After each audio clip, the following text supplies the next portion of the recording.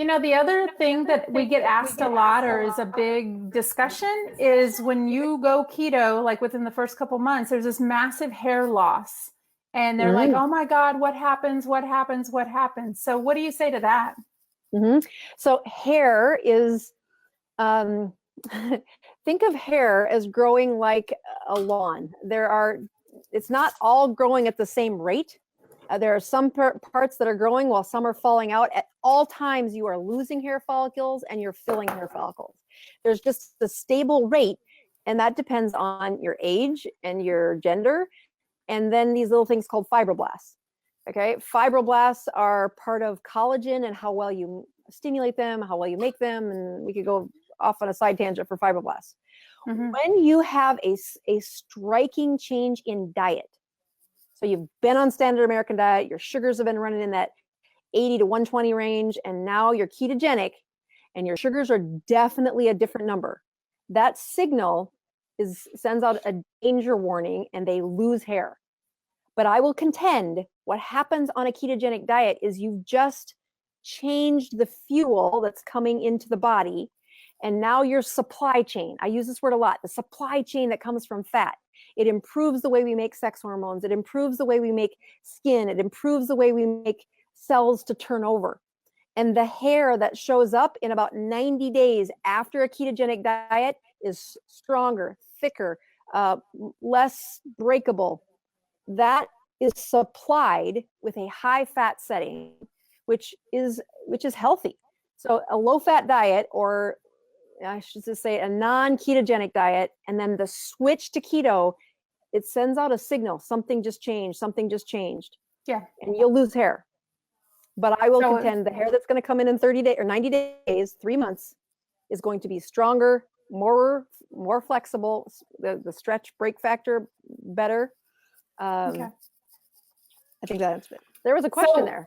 Yeah, we have a question. So somebody is asking thoughts on trace minerals for help with hair loss.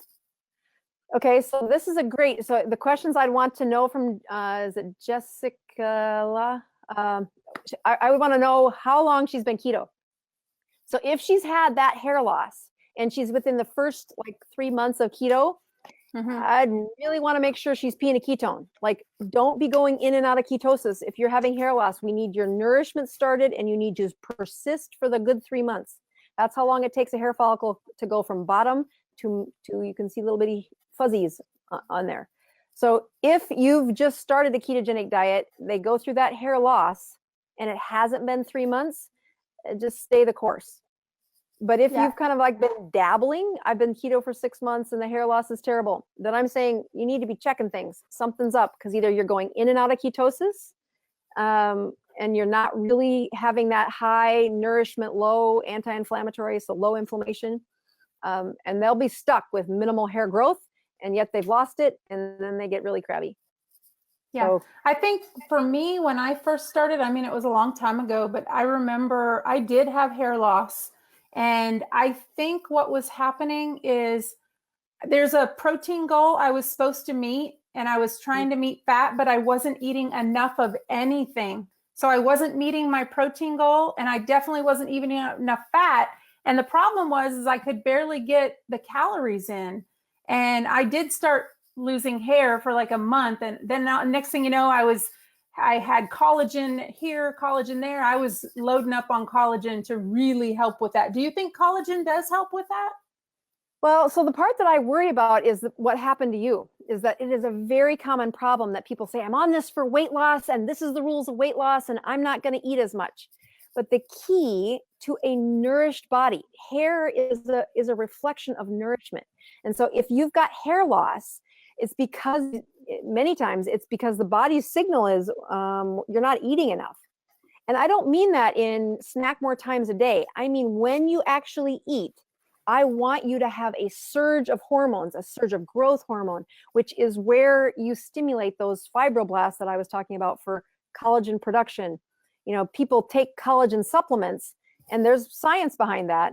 But first and foremost, they need to eat until they can feel satiety. They can feel satiated, like, oh, I'm full.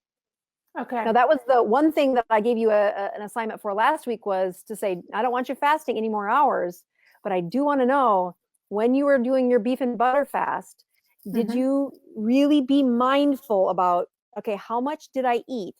And did I eat this volume because that's what I've been doing for the better part of a year? Or did I stop eating when I felt that fullness?